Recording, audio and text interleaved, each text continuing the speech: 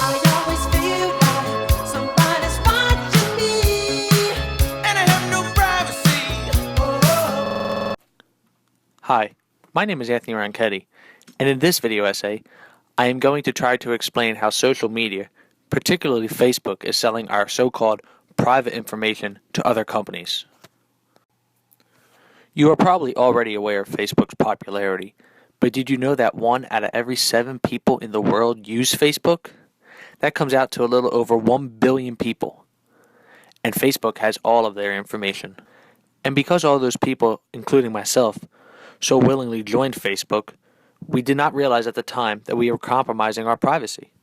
Facebook CEO Mark Zuckerberg was quoted saying, "Privacy was no longer a social norm." Perhaps he was right. But who should we point the finger at? Zuckerberg? No. The answer is us. Nobody twisted our arm and said, "You have to join Facebook." We all joined Facebook so willingly. And if we all actually took the time to read the fine print, we would notice that Facebook is constantly monitoring what we are doing. For example, if I post something saying that I love Hershey's chocolate, the next time I log on to Facebook, I will likely find an ad on the side for Hershey's chocolate. Facebook is constantly monitoring us, saying they want to make our user experience better. But I personally find it disturbing knowing that Facebook is constantly watching me.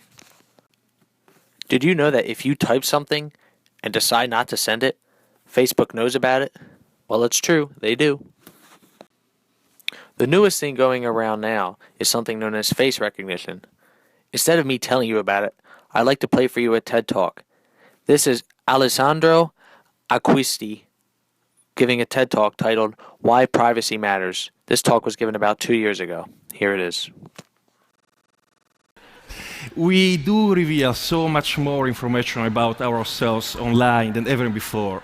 And so much information about us is being collected by organizations. Now, there is much to gain and benefit from this massive analysis of personal information or big data. But there are also complex trade-offs that come from giving away our privacy. And my story is about these trade-offs. We start with an observation, which in my mind has become clearer and clearer in the past few years, that any personal information can become sensitive information.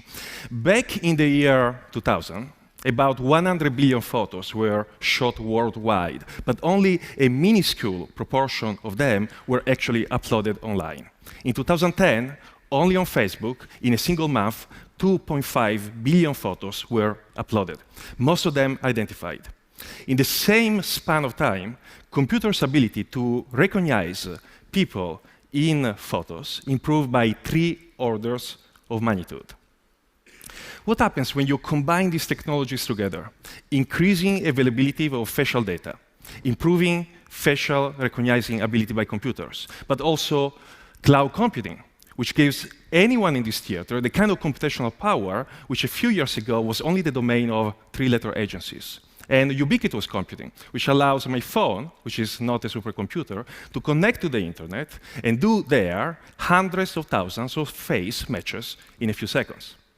Well, we conjecture that the result of this combination of technologies will be a radical change in our very notions of privacy and anonymity. To test that, we did an experiment on Carnegie Mellon University campus. We asked students who were walking by to participate in a study. And we took a shot with a webcam, and we asked them to fill out a survey on a laptop. While they were filling out the survey, we uploaded their shot to a cloud computing cluster. And we started using a facial recognizer to match that shot to a database of some hundreds of thousands of images which we had downloaded from Facebook profiles. By the time the subject reached the last page on the survey, that page had been dynamically updated with the 10 best matching photos which the recognizer had found. And we asked the subjects to indicate whether he or she found themselves in the photo. Do you see the subject? Alright, so that is my video essay. Thank you for watching, and I hope you found it informative. Thank you.